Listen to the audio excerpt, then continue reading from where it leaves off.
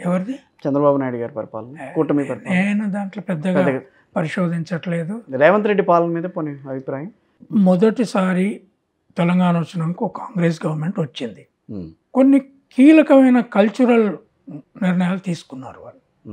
చంద్రశేఖరరావు ఏ feudal వ్యవస్థను అయితే continue చేస్తున్నాడో దాన్ని ప్రగతి భవన్ను పూలే భవన్గా మార్చడం దగ్గర నుంచి, ఫ్రీడమ్స్ ఇవ్వడం దగ్గర నుంచి, తర్వాత చాకలైలమ్మ యూనివర్సిటీ పేరు పెట్టడము, ఇట్లాంటివి.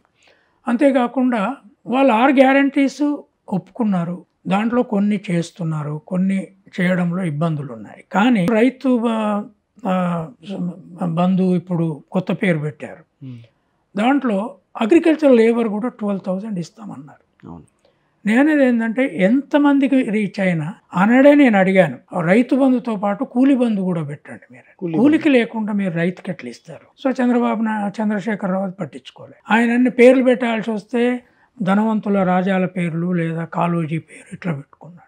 కొంత మార్పు వస్తుంది. ఈ మార్పు సో కాంగ్రెస్ గవర్నమెంట్ను అవతల కేంద్రమేమో దీన్ని ఎప్పుడు కూలగొట్టాలని చూస్తుంది. ఇక్కడ కేసీఆర్ ఆయన కొడుకు అల్లుడు దాన్ని రోజు గందరగోళంలో పెట్టాలని చూస్తున్నారు.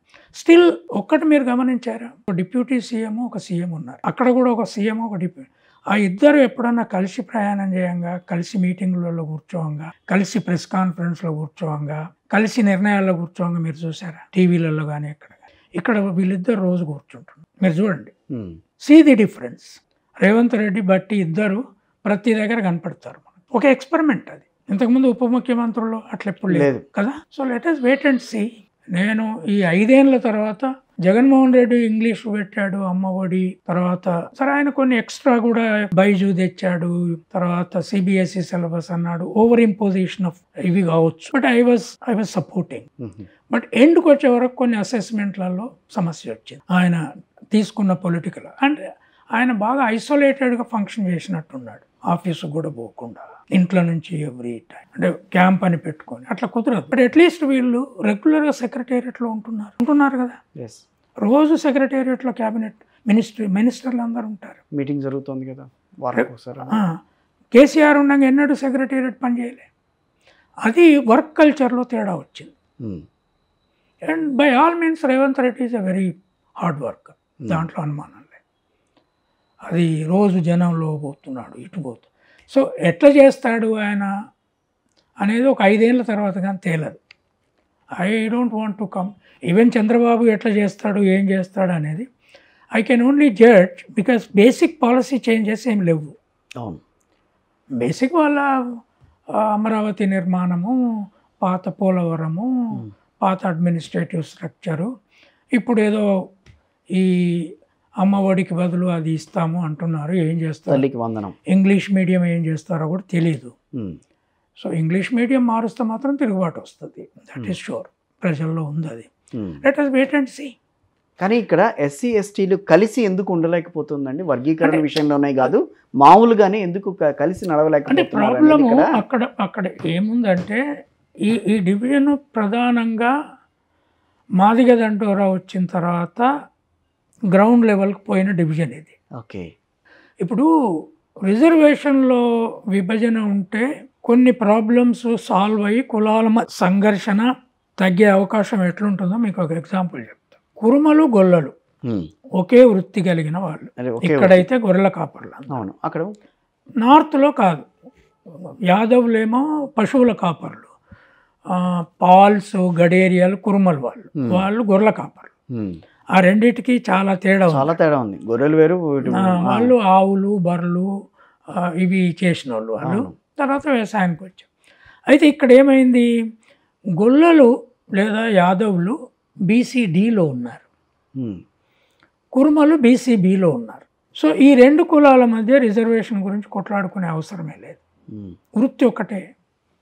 ఇప్పుడు ఇంటర్ కాస్ట్ మ్యారేజెస్ కూడా అవుతున్నాయి, కొంత జరుగుతుంది. ఒకప్పుడు గొల్లలు మేము ఎక్కువ అనేది ఇచ్చేవాళ్ళు కాదు. అది కాకుండా ఇప్పుడు మాదిగలు ఒక గ్రూపులో, మాలలు ఇంకో గ్రూపులో ఉంటే ఈ డివిజన్ రాదు నిజంగానే. ఎందుకంటే వాళ్ళకి వచ్చింది, వీళ్ళకి వచ్చింది. అందరూ ప్రెసిడెన్షియల్ ఆర్డర్ 1950 ప్రకారము అన్టచబుల్స్ అంతా ఒక గ్రూప్ చేశారు, అంటరాని వాళ్ళు. దాంట్లో మాదిగలు, మాలలు, రెల్లీలు, డెక్కళ్ళు, సింధు భాగవతోళ్ళు, తర్వాత ఆది ఆంధ్రులు, వీళ్ళంతా వచ్చారు. దాంట్లో కొన్ని చదువుకున్న కమ్యూనిటీ కూడా ఉన్నాయి. పంబాలా ఉంది ఫర్ ఎగ్జాంపుల్.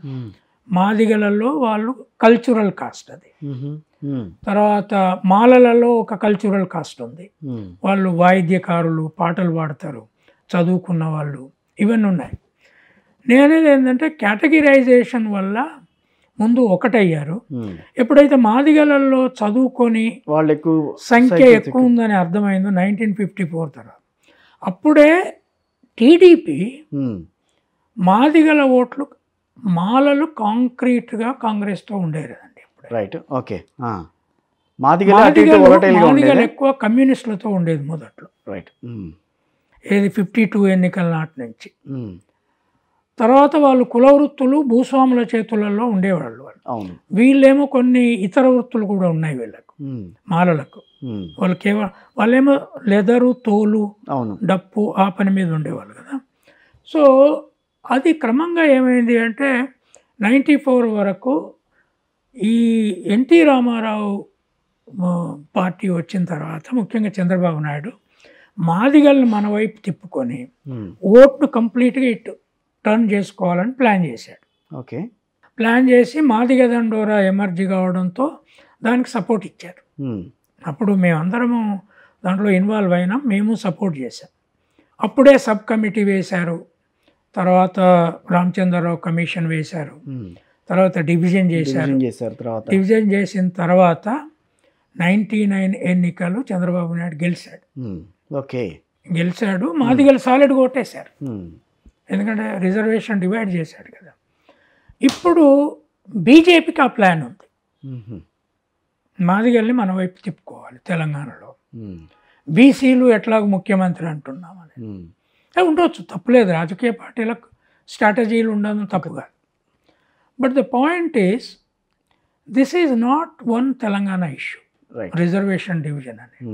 సుప్రీంకోర్టు జడ్జిమెంట్ తర్వాత it became a national issue. తర్వాత ప్రధానమంత్రి ఇక్కడికి వచ్చి ఏకకుల మీటింగ్ పెట్టిన తర్వాత Krishna Madiga and his network are part of BJP. దాంట్లో రెండో ఇష్యూ కనపడట్లేదు. ఎందుకంటే ఎన్నికల్లో కూడా వాళ్ళు అటే ప్రచారం చేశారు. ఈ స్థితిలో స్టేట్ చేయలేని దాన్ని ప్రెషరైజ్ చేయడం అనేది ఒక ప్రక్రియ మొదలైంది. ఇది నా దృష్టిలో, మీరు కులగణన చేస్తారా, మీ సంగతి చూస్తాము అనే యాటిట్యూడ్ కేంద్రంలో మొదలైంది. దాని నుంచి ఇది జరుగుతుంది. అయితే డిఫెన్స్ మెకానిజం ఎవరికి వాళ్ళది ఉండొచ్చు, మాలలు మేము ఎట్లా జరగనిస్తాం అనొచ్చు, మిగతా వాళ్ళు. కానీ మొత్తము బీసీలు, ఈ మాదిగలు, మాలలు మన ఫ్యూచర్ ప్రయోజనాలు చూడాలి. Democracy, constitution, reservation system. ఓవరాల్గా బీజేపీ రిజర్వేషన్ సిస్టముతో ఎంత దూరం వస్తుందో మనకు తెలియదు. నాకు డౌట్ ఉంది. మోడీ ఉన్నంత కాలం ఉండొచ్చు, మోడీ బీసీ కదా, నేను బీసీ అంటున్నాడు. కానీ ఓవరాల్గా వాళ్ళ ideology anti reservation ideology. Congress తప్పక రిజర్వేషన్తో వచ్చింది. కాంగ్రెస్ కూడా ప్రో రిజర్వేషన్ కాదు. ఇదే కాంగ్రెస్ 2006లో 27% సెంట్రల్ యూనివర్సిటీలో అమలు చేయాలి అంటే ఉన్న 100% సీట్లలో కాకుండా ఓవర్ అండ్ అబవ్ చేసి దానికి పైసలు అదనంగా ఇచ్చి వాళ్ళ మేధావులనే పెట్టి రిపోర్ట్లు, ఇదంతా జరిగింది. నేను చూసిన కదా. I was also consulting committee member. Veerappa Moily committee ఉండే, మొయిలీ కమిటీ. కనుక వాళ్ళు ఆనెస్ట్గా ఉన్నారని నేను చెప్పట్లేదు. వీళ్ళు అసలు ఐడియాలజికల్గా కంప్లీట్గా వ్యతిరేకులు. మీరు ఒక్కరు చూడండి, ఇవాళ ఏ బీజేపీ ఆర్ఎస్ఎస్ నాయకుని పిల్లలు కానీ, లేదు మాదిగమాల నాయకుల పిల్లలు కానీ, బీసీ నాయకుల పిల్లలు కానీ తెలుగు మీడియంలో చదువుతున్నారా? లేదు, అందరు ఇంగ్లీష్ మీడియంలో. కానీ ప్రభుత్వ స్కూళ్ళల్లో ఇంగ్లీష్ మీడియం కావాలంటే వీళ్ళు ఎవరు మాట్లాడతలేరు. ఇదేదో నాలాంటి వాని పిచ్చి పోరాటంలాగా తయారైంది. వెళ్తా ఆ సబ్జెక్ట్లోకి వెళ్ళే ముందు ఇంకొక ఫైనల్ క్వశ్చన్ అడుగుతాను. కొంచెం నాకు కూడా ధైర్యం ఉండాలి మిమ్మల్ని ఈ క్వశ్చన్ అడుగుతున్నందుకు. మనం ఇంత డెవలప్డ్ కంట్రీ అని అనుకుంటున్నాం కదా, ఇంకా ఈ రిజర్వేషన్